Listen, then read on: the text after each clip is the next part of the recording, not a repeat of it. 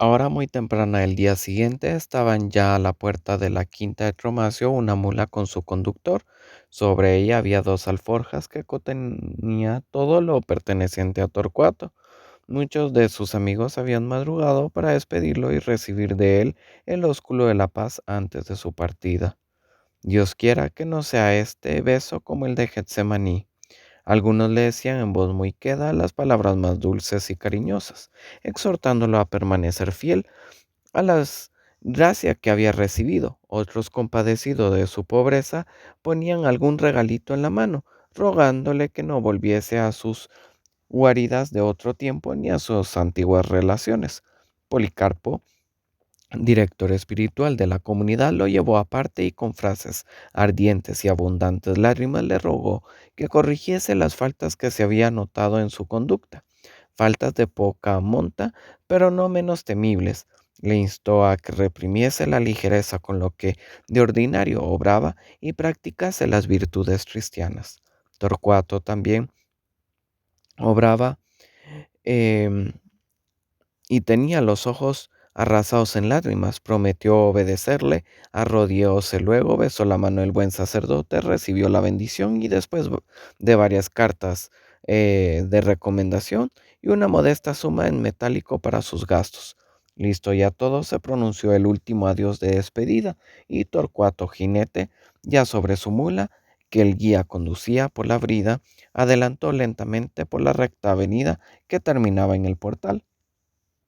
Tiempo hacía que había vuelto a entrar a la quinta de Romacio de pie en el umbral. Lo seguía aún con sus ojos húmedos, como seguiría al hijo pródigo su padre en el momento de la partida.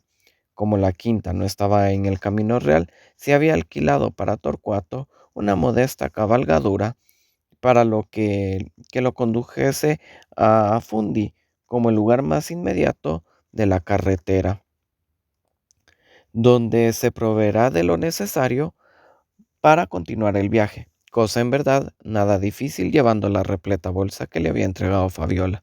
El camino que seguía nuestro viajero ofrecía variada y bella perspectiva. Corría durante algún tiempo a orillas del Iris, a las que daban vida y alegría multitud de quintas y casas rústicas. Perdíase otras veces en los pequeños valles formados al pie de los Apeninos, donde pasaba entre rocas matizadas de mirto, aloes y vides silvestres, en medio de los cuales se veían cabras que por su blancura semejaban grandes montones de nieve, mientras a un lado discurría bullicioso un pequeño arroyo que parecía darse aires de torrente. Tal era el ruido y estruendo con que descendía y la espuma que arrojaba al formar cascadas entre las piedras y caer en un abismo oculto bajo una ancha hoja de acanto. Salía luego el camino a gozar de la vasta perspectiva de los frondosos jardines de la campaña y la azulada bahía de Gaeta, que lo cerraba por la espalda, salpicada de las blancas velas de las naves que, vistas a distancia, parecían bandadas de gaviotas asoleándose y flotando sobre un lago. ¿Cuáles eran los pensamientos del viajero entre esas variadas escenas del nuevo acto del drama de su vida? ¿Lo divertían, lo deleitaban, lo elevaban o lo oprimían? Apenas se había detenido en ellas. Tenía los ojos fijos más allá y creía haberse transportado a los sombríos pórticos y tumultuosas calles de Roma. Los jardines llenos de polvo, las fuentes artificiales, los baños de mármol y las pintadas bóvedas eran las más hermosas para él que los frescos pámpanos del otoño, el cristalino arroyuelo, el verde mar y el azulado firmamento. Así pues, no pensaba en los obscenos hechos, en las impías costumbres de la corte imperial, ni en su proceder impío, ni en sus disposiciones ni impurezas. Oh no, qué relación podía tener todas esas cosas con un cristiano. Sin embargo, cuando se dejaba llevar por la imaginación, veía en algún rincón de una de las termas una mesa y a su alrededor una turba de desconocidos y embriagados jugadores que hacían rodar los dados formados de tabas o coyunturas de huesos, y sentíase entonces trémulo y afamoso por gozar de un placer que durante tanto tiempo le había estado prohibido. pero de repente veía asomar por detrás de la mesa dos ojos dulces como los de Policarpo y se detenía al punto. Otras veces su fantasía lo trasladaba en medio de un festín y veíase sentado ante una mesa de alerce como un vaso en el que brillaba como el rubí el vino de Falerno, y dominado ya por la embriaguez cantaba y discurría dando vueltas con la copa en la mano. Cuando le parecía tener delante el austero rostro de Tromacio, quien con el ceño fruncido le prohibía que tomase parte en la orgía. Acordábase momentos después de los inocentes recreos de la ciudad imperial, de sus paseos, sus músicas, sus pinturas, su magnificencia y su belleza. Sin embargo, olvidaba que todas estas cosas no eran sino incentivos para encender las pasiones e inflamar los malos deseos, su codicia y su ambición, y detener las buenas resoluciones. Pobre joven, llegaba a suponer que podría pasar a través del fuego sin quemarse. Pobre mariposa, se imaginaba que podía revolotear junto a la llama sin quemarse las alas. Absorto en estos pensamientos, caminaba por un alto y estrecho desfiladero, cuando se halló de improviso ante una ensenada y vio en las aguas del mar un inmóvil y solitario esquife. Recordó al punto un cuento que, fue verdadero o falso, había oído en su niñez y se figuró que tenía la escena ante sus ojos. Vivía en otros tiempos en la costa de la Italia meridional, un pescador joven y arrojado. Una noche obscura y tempestuosa, viendo que ni su padre ni sus hermanos se atrevían a lanzarse en su grande y bien construida barca, decidió ir solo en el frágil bote que le seguía, desoyendo las más cuerdas reflexiones. Soplaba un viento recio, pero lo resistió sin atemorizarse con su débil barquichuelo, hasta que salió el sol derramando sus claros y ardientes rayos sobre las ya apacibles y cristalinas olas. Rendido de calor y de cansancio, se durmió tranquilamente, pero a poco lo despertaron unos gritos que resonaban a lo lejos. Miró a su alrededor y vio la barca de su familia, cuya tripulación estaba dando voces y le hacía señas para que retrocediese, pero sin hacer el menor esfuerzo para alcanzarlo. ¿Qué querían de él? ¿Qué significaba aquellas señales?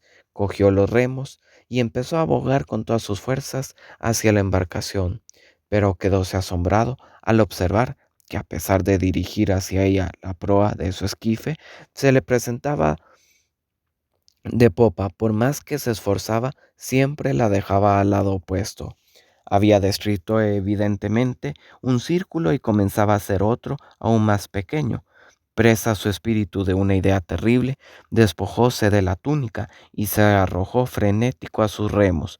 Pudo en uno que otro punto romper el círculo, pero arrastrado como por una fuerza invisible, volvió a entrar en él, en cuyo centro descubrió un remolino de agua agitada y espumosa.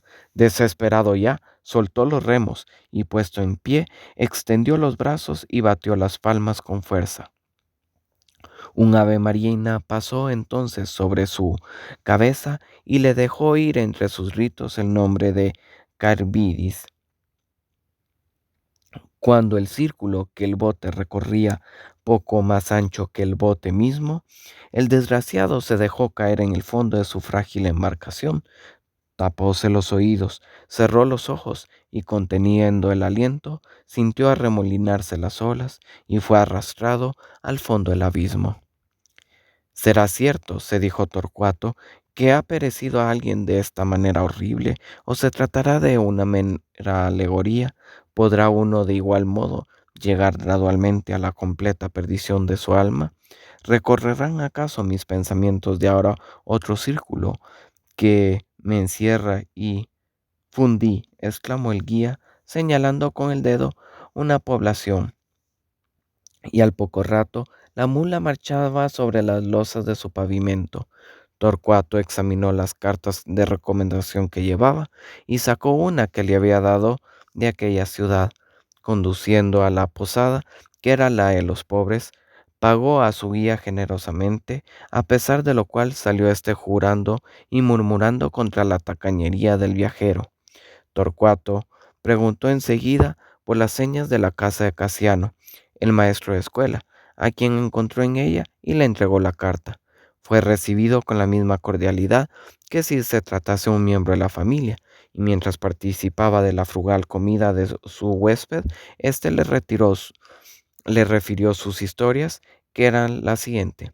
Natural de Fundi, Casiano había abierto una escuela en Roma, donde lo conocimos al comienzo de esta historia, y con la cual había hecho algunas economías, mas sabiendo que se avecinaba una persecución y siendo públicas sus creencias religiosas, cedió su escuela y se retiró a su país natal, donde le habían prometido que después de las vacaciones se le confiaría la instrucción de los hijos de los principales vecinos. Como en cada cristiano solo veía un hermano, el maestro habló largamente con Torcuato de sus pasadas aventuras y de sus proyectos para el porvenir. Entonces una idea infame cruzó por la mente de Torcuato, la de si llegara el día en que semejante noticia le pudieran producir algún dinero. Era aún temprano cuando Torcuato se despidió de Casiano, a quien no permitió que lo acompañara, so pretexto de que tenía que hacer algo en la ciudad.